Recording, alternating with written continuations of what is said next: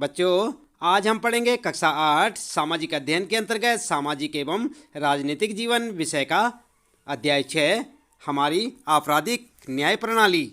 हम आपको बताएंगे इस पाठ से संबंधित प्रश्नों के उत्तर अभ्यास प्रश्न उत्तर में।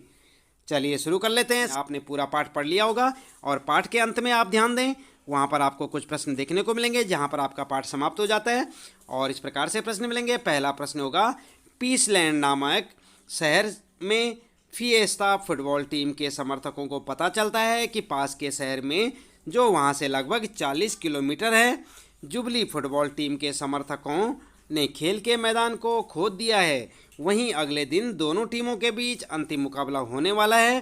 फिएस्ता के समर्थकों का एक झुंड घातक हथियारों से लैस होकर अपने शहर के जुबली समर्थकों पर धावा बोल देता है।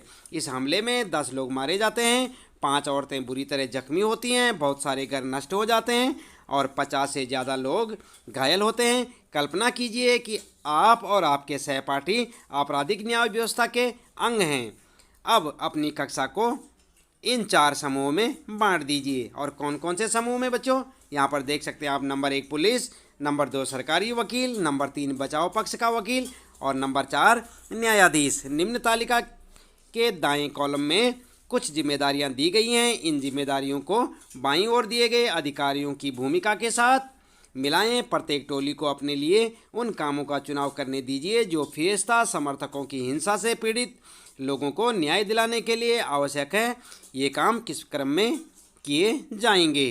तो देखा आपने, काफ़ी लंबा चौड़ा प्रश्न है बच्चों ये आपके लिए। इस प्रश्न को आप ध्यानपूर्वक पढ़ें। और पहला प्रश्न है ये। इसके बाद चलिए देख लेते हैं उत्तर में आप किस प्रकार से करेंगे। तो यहाँ पर जो है पहले देख लें बच्चों, एक टेबल है यहाँ पर, आपको मिल जाएगी आपकी पाठ्य पुस्तक में।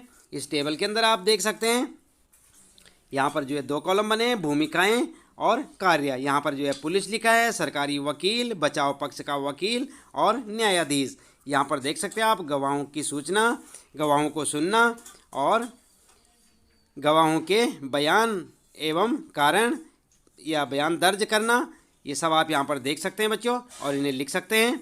इसके बाद चलिए उत्तर में देख लेते हैं उत्तर में किस प्रकार से करेंगे आप। यहाँ पर जो है उत्तर लिखेंगे, भूमिकाएं और यहाँ पर कार्य। इसी प्रकार से आप भी एक टेबल बनाएंगे और यहाँ पर लिखेंगे पुलिस के कार्य क्या क्या होंगे, पुलिस की भूमिका और उनके कार्य क्या होंगे। फिएस्ता समर्थकों को गिरफ्तार करना। नंबर 2 होगा हमले की शिकार महिलाओं की डॉक्टरी जाँच करना। नंबर 3 जले हुए घरों की तस्वीरें लेना और फिर सबूत दर्ज करना, फिर गवाहों के बयान दर्ज करना। ठीक है, तो इसी प्रकार से आप लिखें। उसके बाद जो है दूसरी भूमिका होगी यहाँ पर सरकारी वकील की और इसका काम क्या होगा, अदालत में गवाहों की जांच करना और पीड़ितों का पक्ष प्रस्तुत करना।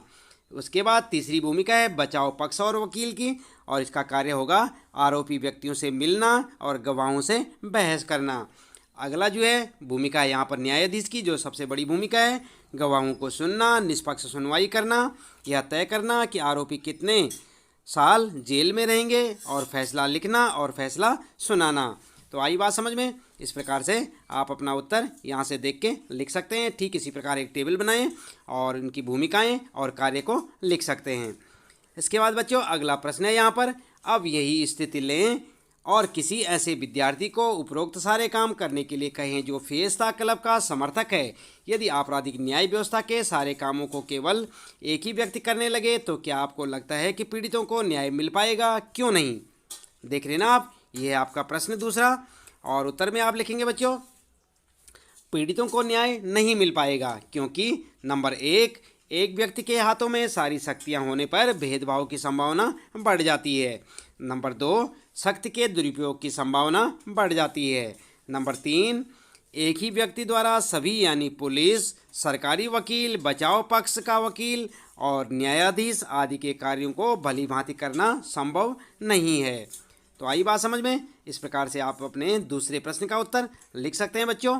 इसके बाद बात करते हैं बच्चों, यहाँ पर अगला प्रश्न आता है तीसरा और इसमें पूछा है कि आप ऐसा क्यों मानते हैं कि आपराधिक न्याय व्यवस्था में विभिन्न लोगों को अपनी अलग अलग भूमिका निभानी चाहिए। 2 कारण बताएं।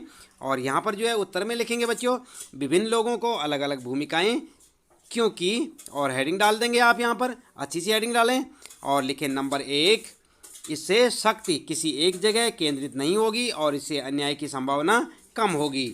नंबर दूसरा, जब अलग अलग भूमिकाओं में विभिन्न लोग काम करेंगे तो वे कार्यों को अच्छी तरह से कर सकेंगे, भेदभाव को पनपने का मौका नहीं मिलेगा। तो इस प्रकार से आप अपने इस तीसरे प्रश्न का उत्तर लिखेंगे। इसे अच्छे से याद करें बच्चों। और इसके साथ ही यहाँ पर इस पाठ से संबंधित प्रश्नों के उत्तर समाप्त हो जाते हैं बच्चों। उम्मीद है कि आपको पाठ से संबंधित सारे प्रश्नों के उत्तर अच्छे से समझ आए होंगे। चैनल में पहली बार आए हैं तो चैनल को जो है सब्सक्राइब अवश्य कर दें, बेल आइकन भी दबा दें ताकि आपको प्रत्येक पाठ की वीडियो की नोटिफिकेशन मिलती रहे। और इसी प्रकार लगातार देखते रहें वीडियो, जुड़े रहें हमारे साथ।